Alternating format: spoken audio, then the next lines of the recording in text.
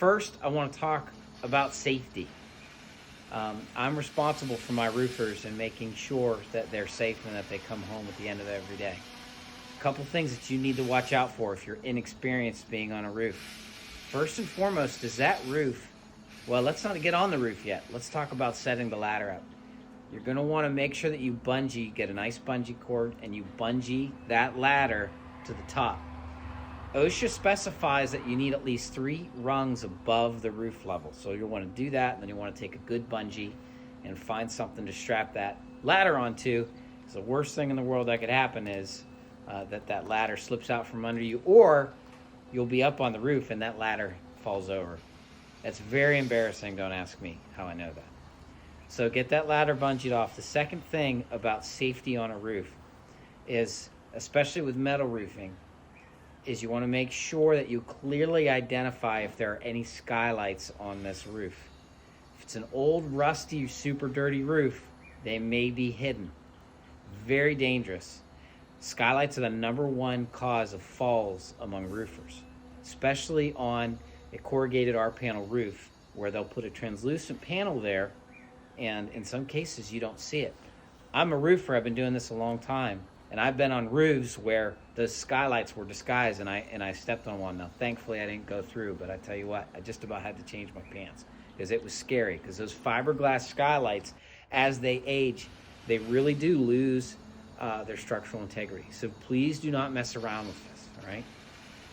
The third thing is, do not ever back up on a roof. Now, big commercial flat roofs have a tendency to make you feel a little bit more comfortable than what you should be.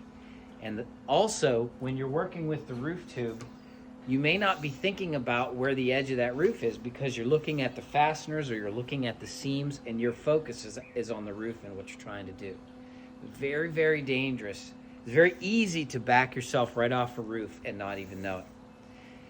That low slope will give you a false sense of confidence. If you're on a steep pitch roof like a house, your body recognizes, holy cow, this is dangerous. Why am I up here?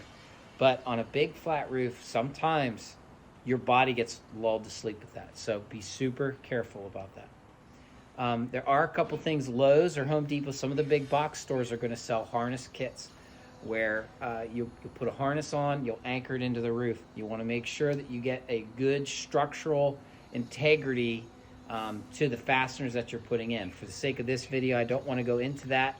I'm sure that there are other videos that are going to do a much more thorough job, but you're going to want to, for example, you're not just going to want to screw your clamping ring into the metal panel itself. If you're on a metal roof, that's not enough.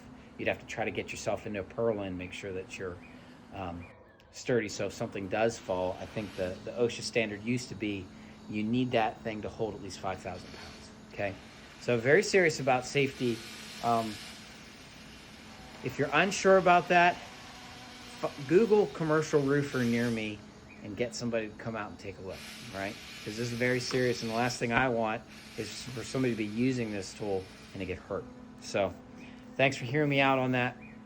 Let me think if there's anything else safety-wise. I don't think so. Obviously, if you step on newly applied mastic, it's very, very slippery. So you need to be super cautious. One other way that you can protect yourself is with a safety perimeter line, that if you are getting close to the edge, you'll feel that, you'll bump up against it, and you know that you're on the edge. So, all right, so that's enough about safety.